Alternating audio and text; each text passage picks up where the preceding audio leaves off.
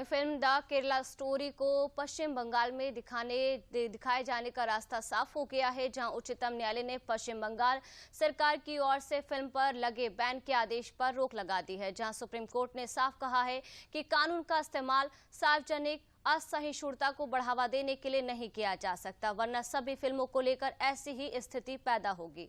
कानून व्यवस्था कायम रखना राज्य का कर्तव्य है। चर्चित फिल्म द केरल स्टोरी को पश्चिम बंगाल में दिखाए जाने को लेकर आखिरकार सुप्रीम कोर्ट से हरी झंडी मिल गई।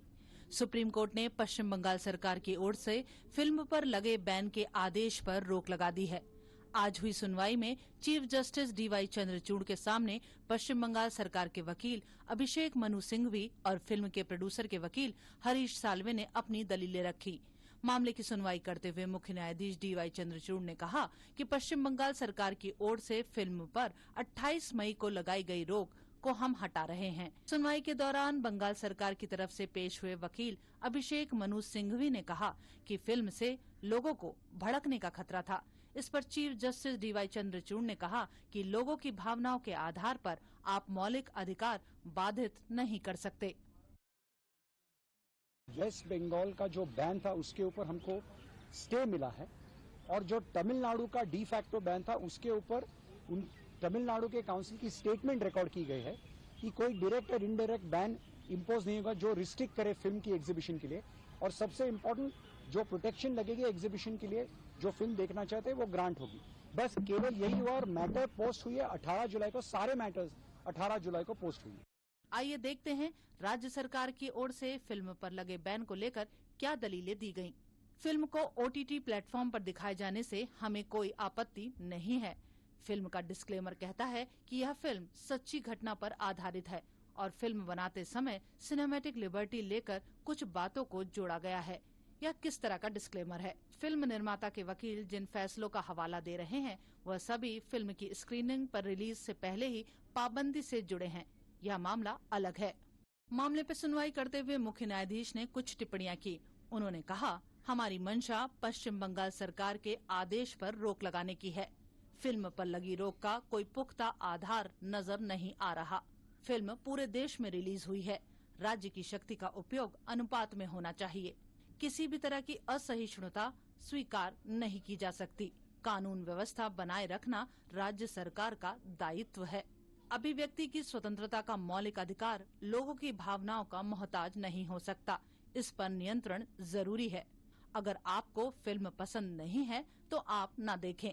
फिल्म निर्माता को 20 मई शाम 5 बजे तक आंकड़ों से संबंधित एक डिस्क्लेमर लगाने का भी निर्देश दिया गया है। एक बहाना था कि कोई लॉ एंड ऑर्डर की सिचुएशन हो सकती है, जबकि ये बहुत क्लियर था कि 3.5 दिन जब बंगाल में पिक्चर चल रही थी तो एक भी वारदात तो हुई नहीं। तो जब 3.5 दिन में जब कोई वारदात नहीं हुई तो वारदात होने की कोई संभावना थी ही नहीं, लेकिन उसे एक एक्सक्यूज की तरह पेश किया गया था, जिसे आज सुप्रीम कोर्ट ने सिरे से खारिज कर दिया। कोर्ट के फैसले के बाद बीजेपी जहां ममता सरकार पर हमले कर रही है, वहीं बंगाल सरकार ममता के फैसले का बचाव कर रही है।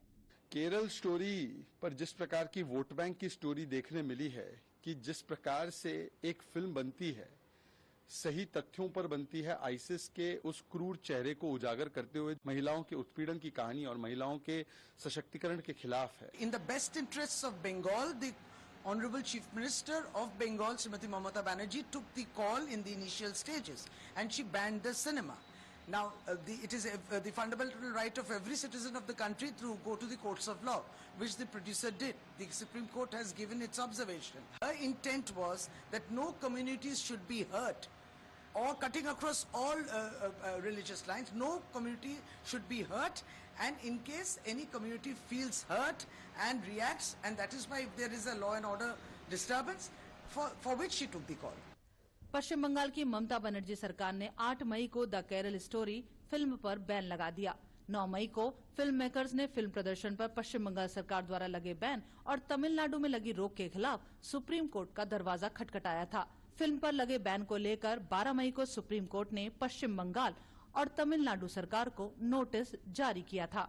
फिल्म बॉक्स ऑफिस पर अपने ओपनिंग डे से ही शानदार कारोबार कर रही है, जो साल 2023 की दूसरी सबसे ज्यादा कमाई करने वाली